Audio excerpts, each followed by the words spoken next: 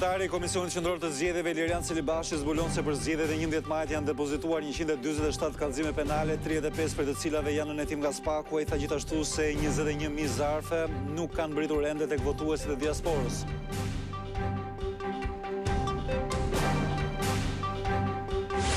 Kryeministri Edi Rama u bën thirrje emigrantëve në Greqi që të dorëzojnë zarfat me votat. Ai tha se diaspora duhet votojë Partinë Socialiste për të krijuar një fuqi të madhe pas 11 majit ose të mos votojë fare nëse mbështet Partinë Demokratike. Kreu i Partisë Demokratike Sali Berisha mbylli fushatën në Berat, ku deklaroi se fitoria e opozitës është më afër se kurrë, ndërkohë se Lia Blu ngresh shqetësimin se mbi 466.000 qytetarë nuk do të kenë mundësi të votojnë për shkak të skadimit kartave të identitetit. Policia rrugore ka zbardhur hartën e rrugëve që do të bllokohen nga 8 deri më 11 maj në Tiranë, Durrës dhe në Vlorë për shkak të garës ciklistike. Giro d'Italia mbi 3.500 efektiv do të jenë në terren. Lidhja Demokratike e Kosovës refuzon ftesën e Albin Kurtit për një koalicion qeverisës. Kryetari Lumir Abdi Xhiku propozon krijimin e një qeverie kombëtare tranzicioni për të nxjerrë vendin nga kriza institucionale që ka hyrë pas zgjedhjeve të shkurtit. Friedrich Merz është zyrtarisht kancelari i ri i Gjermanisë pas dështimit të paprecedent të raundit të parë të votimit 8 mart. Kabineti qeveritar i propozuar prej tij mori shumicën e nevojshme të votave në Bundestag.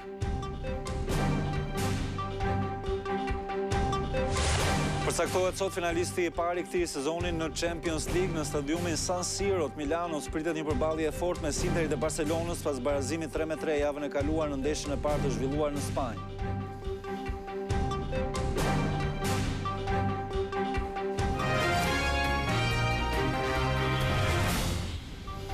Mirëmbrëma të gjithëve dhe mirë se vini lajmet e orës 19:30 këtu në Klan. Do të jemi së bashku për zhvillimet kryesore. Kreu i Komisionit Qendror të Zgjedhjeve Ilirian Celibashi tha sot se në SPAK dhe në prokuroritë e rretheve janë regjistruar 147 kallëzime penale për krime zgjedhore për të cilat ka nisur hetimet për 35 raste. Celibashi tha ndër të tjera se rreth 21.000 zarfe nuk janë shpërndar ende tek votuesit në diasporë.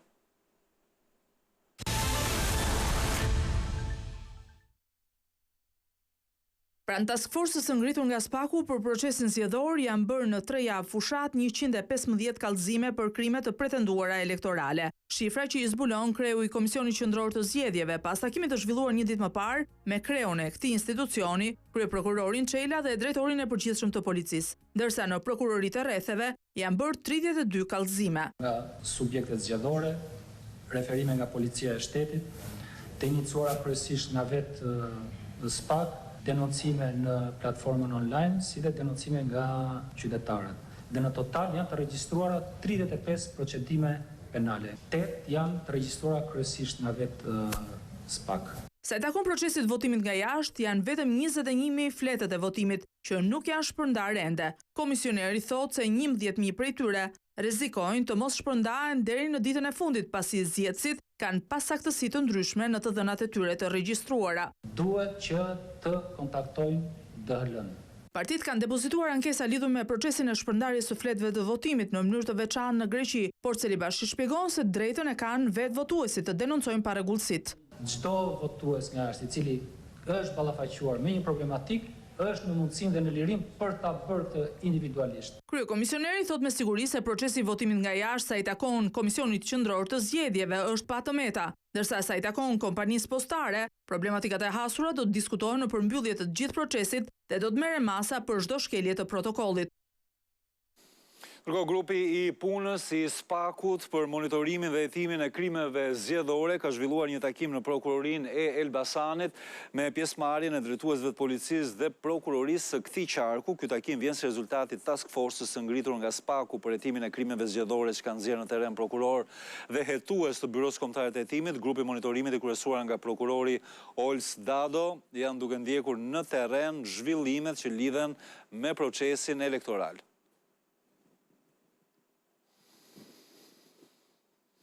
Ndërkohë, kryeministri Edi Rama u ka bërë sot thirrje shqiptarëve të Greqisë që të dorëzojnë zarfat me votat e zgjedhjeve të 11 majit, kur ka mbetur edhe pak kohë nga ky afat. Edhe këtë të martë Edi Rama nisi ditën me një thirrje drejtuar emigrantëve të Greqisë, vendi me numrin më të madh të regjistruarve në diasporë, 27.8%, por që rezulton me pjesëmarrjen më të ulët në votim, vetëm 9.6%. Lutem, pavarësisht vështirësive që u krijuan me kompaninë, në ditë e para pati vështirësi, pati ngecje, tani janë shpërndar mbi 19% e zarfave. Në ishuj mbaron sot mundësia për të dërguar votën. Në Gadishull ka akoma disa ditë, por mos e lini për ditën e fundit. Hapeni zarfin, vini shënimin tek numri 5. Çdo vot për Partinë Socialiste thotë se është afirmim për përkatësinë europiane. Dërgoni mbrapa për 11 majin e Shqipërisë Europiane. Për kritikët dhe skeptikët ka edhe opsionin e këtyre zgjedhjeve.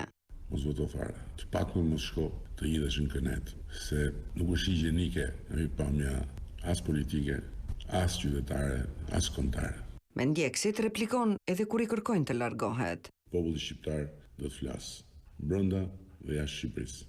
Ndërsa në një tjetër komunikim në rrjetet sociale, zbuloi disa nga detajet rreth përgatitjeve që po bëhen në sheshin Skënderbej, ku do të mbahet dhe samiti i Komunitetit Politik Evropian në 16 maj. Këtu do t'i mikpresim të gjitha ata që do të vinë në kryeqytetin e Europës Ballkanit.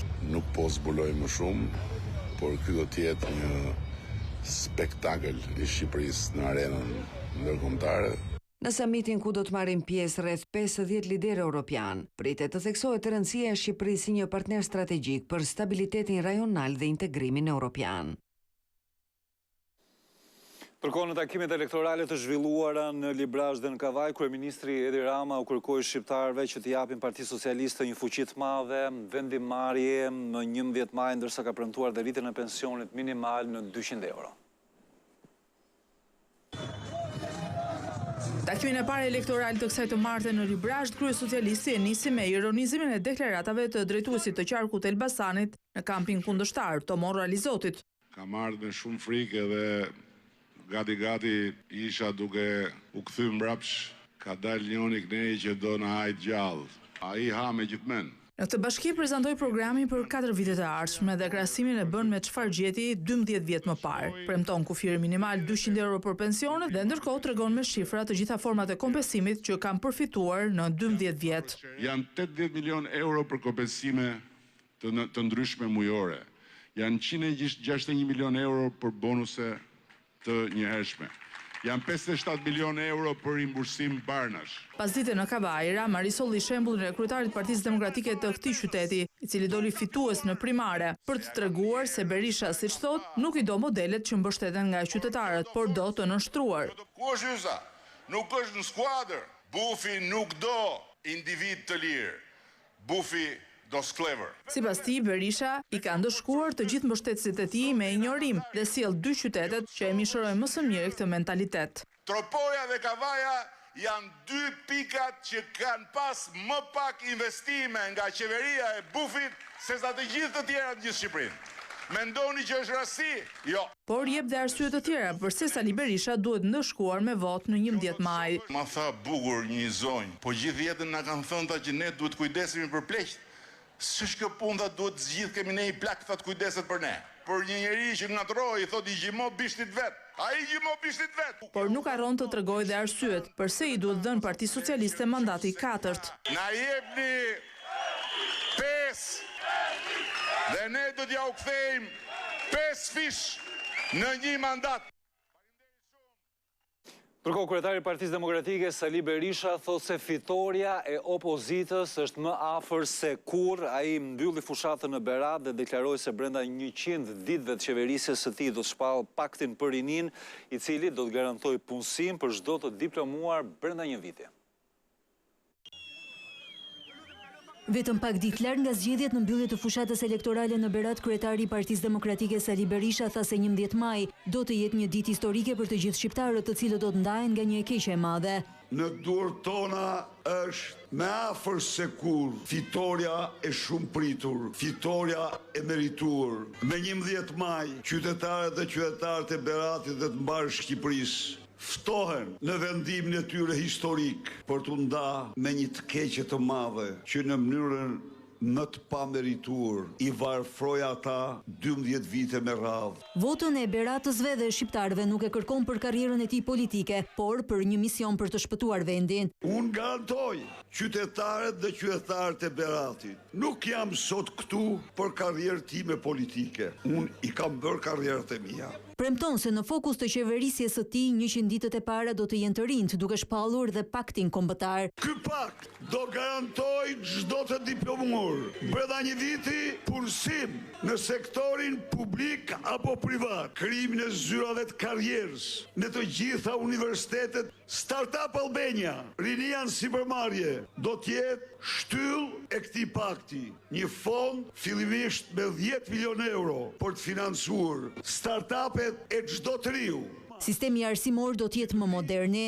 Çdo universitet, publik apo privat, do të lidh marrëveshje me kompani për të ofruar praktik të integruar. Takimin përmbyllës të fushatës në Berat e përshëndetje dhe këshilltari i KRI-s La Civita Philip Griffin, i cili theksoi se Shqipëria në këtë zgjedhje është në një udhëkryq. Doktor Berisha nuk do të ndaloj së luftuari derisa të marrë Shqipërinë mbrapsht nga politikanët e korruptuar dhe trafikantët e drogës. Unë kam qenë i përfshirë në politikë prej 40 vitesh dhe nuk kam para skënd që të punoj aq fort sa Berisha. Dhe po Partia Demokratike ka ngritur shqetësimin se mbi 466.000 qytetarë nuk do të kenë mundësi që të votojnë më 11 maj për shkak të skadimit të dokumentave të identitetit. Nënkryetari Ert Byllykbashi kërkoi që qeveria të nxjerrë një akt normativ për të mundësuar atyre të drejtën e votës.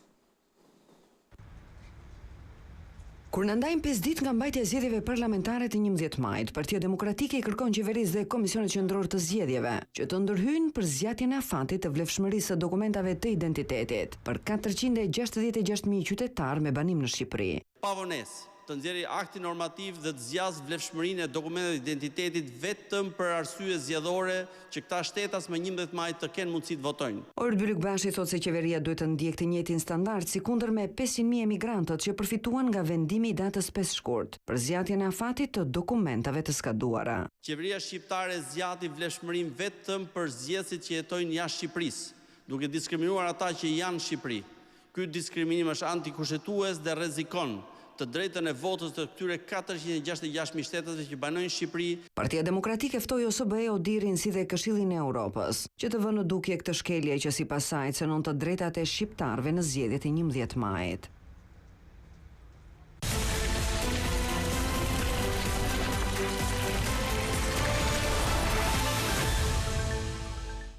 Është policia rrugore që ka zbardhur hartën e rrugëve të cilat do të bllokohen nga data 8 deri në 11 maj në Tiranë, në Durrës dhe në Vlorë, ku do të zhvillohet gara ciklistike e Giro d'Italia.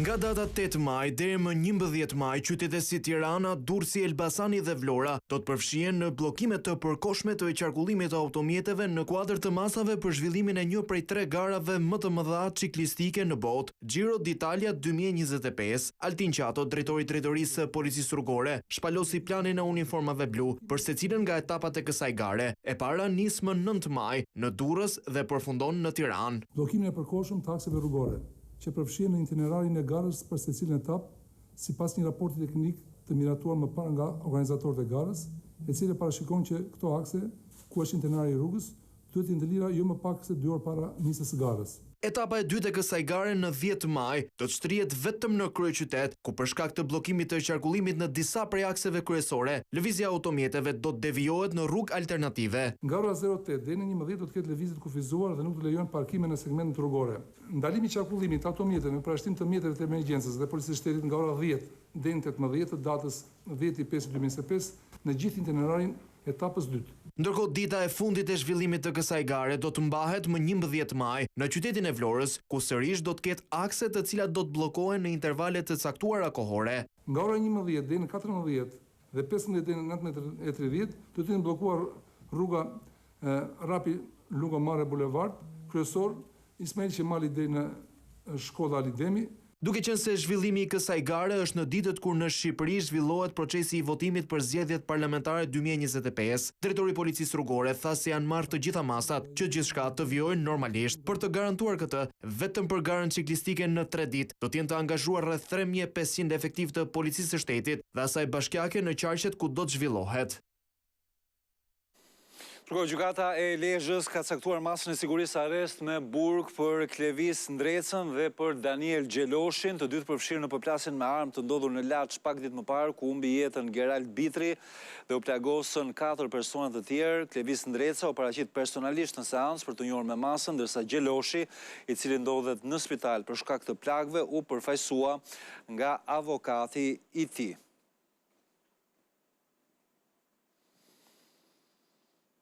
Një raport i fundit i Eurostatit e rendit Shqipërinë të parë në rajon për numrin e të burgosurve në raport me popullsinë. Vendi ynë renditet i 4-ti në Europë me 182 burgosur për 100.000 banor. Shqipëria është e para në rajon dhe e 4-ta në Europë për numrin e të burgosurve në raport me popullsinë. Sipas të dhënave të fundit të Eurostat, vendi ynë pati 182 të burgosur për 100.000 banor në vitin 2023, ndërkohë që mesatarja e BE-s ishte 111. Në vend të parë renditet Turqia me 342 të burgosur për 100.000 banor, pasuar nga Polonia dhe Hungaria. Sipas Eurostat, në vitin 2023, Shqipëria regjistroi 5.017 të burgosur, 125 prej të cilëve rezultojnë të huaj. Ndërsa të ndarë sipas gjinisë numrin dërmuese mbajnë meshkujt me 4.919 të burgosur dhe 76 gra e vajza. Në krahasim me rajonin, Shqipëria është në krye të listës me normën më të lartë të burgosurve për numër popullsie, duke u pasuar më tej nga Serbia dhe Mali i Zi. Vendi ynë është po ashtu në mesin e shteteve me qeli të mbipopulluara. Një tjetër problematik që pranohet edhe nga autoritetet është edhe numri i paraburgosurve. Policia ka arrestuar 27 vjeçarin i cili në gjendje të dehur ka aksidentuar një efektiv policie rrugore pas ditën e së hënës në Peshkopi. Pamjet e rënda të aksident publikuara shihet automjeti tip Golf që drejtohej nga Eriu duke lëvizur me shpejtësi të lartë e ka dalë nga rruga duke e përplasur efektivin e policisë, i cili ishte në shërbim më pas mjeti është ndalur në hyrje në një dyqani. Aktualisht punonjësi i policisë që mbeti lënduar vijon të jetë i shtruar në spitalin e traumës ku po merr ndihmë mjekësore.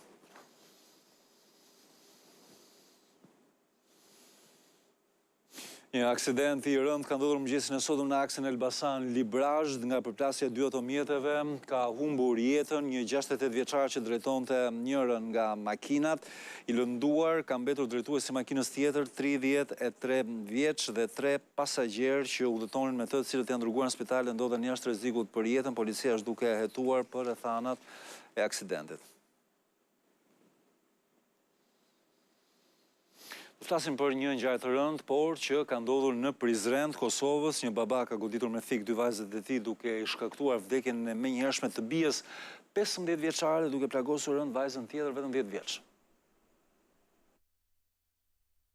Një krim i rënd brenda familjes tronditi mëngjesin e sotëm Prizrenin. Një person ka goditur me thik 2 vajzat e tij të mitura, duke bërë që vajza 15 vjeçare të humb jetën, ndërsa e plagosur në gjendje të rënd është vajza tjetër 10 vjeçe. Ngjarja e rënd ndodhi në orën 5, ku autori, shtetas turk sipas policisë, i ka shkaktuar lëndime në trup edhe bashkëshortës dhe më pas ka goditur edhe veten me thik duke pësuar lëndime. Kreu i prokurorisë së Prizrenit, Petrit Kryeziu, nuk dha ndonjë pjesë konkrete e hetimi në lidhje me këtë ngjarje të rënd. Motivet ende nuk i kemi të qarta, nuk ka të kaluar kriminale personi, nuk kemi të evidentuar as ndonjë raportim që ka pasur ndonjë dhunë familje, pas ndonjë vepër tjetër penale.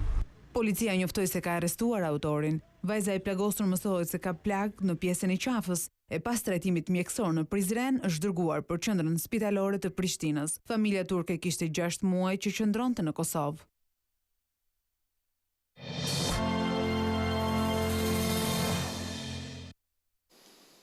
Kreu i Lidhjes Demokratike të Kosovës, Lumir Abdigjiku, ka refuzuar ftesën e Albin Kurtit për një koalicion qeverisës me vetëvendosjen. Ai ka propozuar një qeveri tranzicioni me gjitha partitë shqiptare deri në pranverën e ardhshme. Lidhja Demokratike e Kosovës i ka thënë jo ftesës së vetëvendosjes për një koalicion qeverisës, ndërsa ka propozuar qeveri të tranzicionit me të gjitha partitë shqiptare. Kryetari i LDK-s Lumir Abdigjiku thotë se kjo qeveri duhet të funksionojë deri në pranverën e ardhshme. Një krize të madhe të brendshme dhe të jashtme politike të Republikës Kosovës, para se të shkojmë në zgjedhje, na duhet një qeveri kombëtare e tranzicionit, pjesës së cilës jemi të gjitha partitë politike shqiptare. Abdigjiku ka thënë se është i gatshëm për takime me lider partijak në momentin e parë që ata duan, ndërsa propozon një kryeministër unifikues. Nuk po flasim për pozicione, po flas për parime bazike të shpëtimit të gjendjes së tanishme të Republikës së Kosovës. Kërkoj unitet për bashkim dhe kjo është moment historik cilën duhet ta shfrytëzojmë gjithë bashkërisht. Në vetëvendosje nuk ka ndonjë reagim zyrtar përveç disa deputet që e kanë quajtur të pamundur një qeveri të tillë dhe antikushtetuese. As nga PDK ende nuk ka ndonjë reagim. E kryetari i Aleancës për Ardhmërinë e Kosovës, Ramush Haradinaj, tashmë i ka thënë po propozimit, ka bërë të ditur Abdigjiku.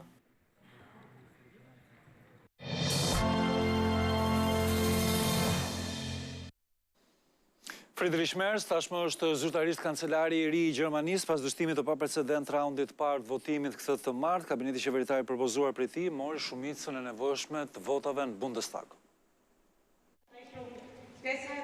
Pasi shënoi një precedent në historinë e pasluftës së dytë botërore në Gjermani, duke mos marrë votat e mjaftueshme për formimin e qeverisë së re pas zgjedhjeve, Friedrich Merz, qeveria e tij e koalicionit ja doli pas ditën e kësaj të martë me tentativën e dytë brenda ditës në parlament.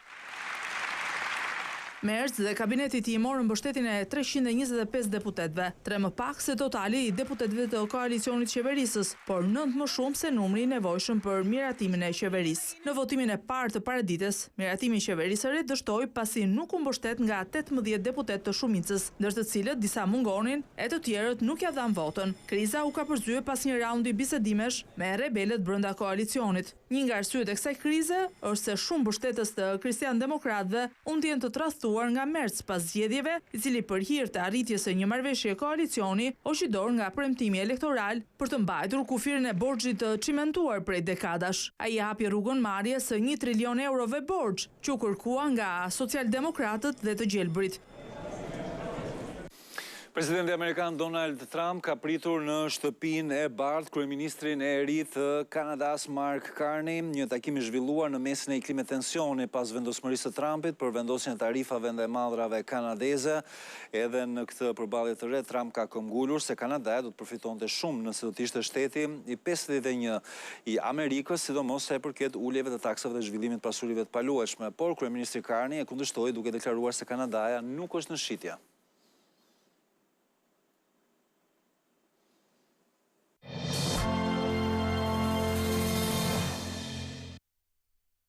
Dy site të reja me vlera të rëndësishme arkeologjike janë identifikuar në Zagori të Gjirokastrës. Ka qenë një investim në rrugën Çajub Zagori që kanë nxjerrë në patë dhënat arkeologjike për këtë zbulim të rëndësishëm. Deri më tani raportohet për identifikimin e gjurmëve të një tempulli antik dhe struktura banimi që datojnë në shekullin e 3 dhe të 2 para erën.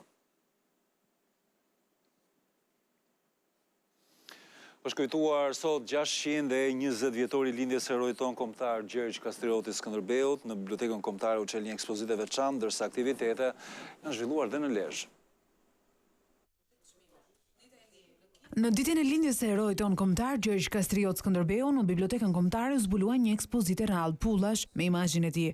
Më shumë se 30 vite i është dashur filat e listit Hysén Dizari për ta plotësuar koleksionin e rrallë të pullave që ka në qendër heroin ton kombëtar. Për Skënderbeun janë 150 pamje me pulla postare që kushton për të treguar vlerat tona kombëtare, sidomos heroin ton kombëtar Gjergj Kastrioti Skënderbeu. Unë kam bërë shumë pak, ne shqiptarët duhet bëjmë më shumë. Ndërmjet të rrallat veçon ato që u prodhuan më 1913 nga qeveria e Ismail Qemalit me një tirazh të konsiderueshëm. Ky emision është bërë nga qeveria e Ismail Qemalit nga data 1 dhjetor 1913, 2.950.000 kopje është i shpërndarë në 4 kontinentet e botës. Këtë koleksion me shumë vlerë, koleksionuesi Dizdari i ka përmbledhur në një libër me të cilin ka fituar disa çmime ndërkombëtare në Itali, Kinë, Gjermani e të tjerë.